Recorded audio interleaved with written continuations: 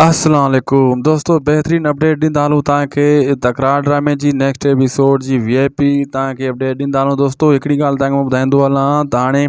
सिजावल ख़ान सम्झी चुको आहे त गुलण कूड़ी शादी ॾिनी आहे। हू जेको आहे हाणे नवाब खान न रुख कंदो ऐं ख़ासि करे पप्पू खे जेको हथीको कयो आहे, पप्पू सां त हालत करण वारो आहे ऐं पप्पू खां बि हाल वाल वठंदो ऐं पप्पू खे बचींदो। ख़ासि करे जेको आहे नवाब शेर अली जे बारे में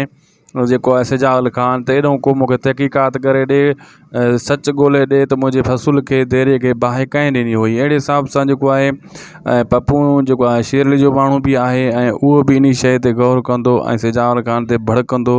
ऐं नवाब ख़ान इन शइ ते हथोड़ो फेरींदो ऐं शेर अली सां वञी मिलंदो। ऐं ॿी ॻाल्हि त दोस्तों नवाब ख़ान जेको आहे हाणे शेर अली सां कोशिशि कंदो त हथु मिलायां, सिजावल खे कहिड़े बि तरीक़े सां डरायां ऐं सिजावल जेको आहे जेको आहे मूंखां नथो डरे, इन्हनि खे पाण में त विढ़ायो आहे, मूं थोरो इन शइ खे अञा भड़को ॾियां मतिलबु इन बाहि खे वधायां जीअं शेर अली ऐं सिजावल हिक ॿिए जा कटा दुश्मन थी वञनि। अञा इन कम खे वधाइण जे लाइ नवाब ख़ान कुझु नवां इक़्तिदाम अहिड़ा कंदो जीअं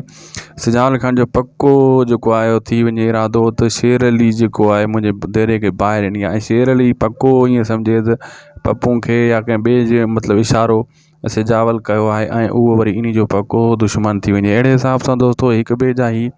खूनी दुश्मन करण जे लाइ ई नवाब ख़ान गेम खेॾंदो। नवाब ख़ान खे ख़बर आहे त मूंसां ऐं मीर त ठही आहे, उन्हनि खे मां वॾो विढ़ाईंदो रहियुसि, लेकिन आख़िरकार हू ठही आहे ऐं उन्हनि खे त हुन हथीको करे छॾियो आहे पुलिस जे हथां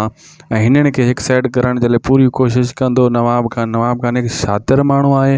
उहो हिकु न ॿी गेम खेॾंदो ई रहे थो इन्हनि जे ख़िलाफ़ु ऐं इन्हनि खे मतिलबु हिकु मोहलत कान ॾींदो को वञी को साह सुख जो वञी खणनि। दोस्तों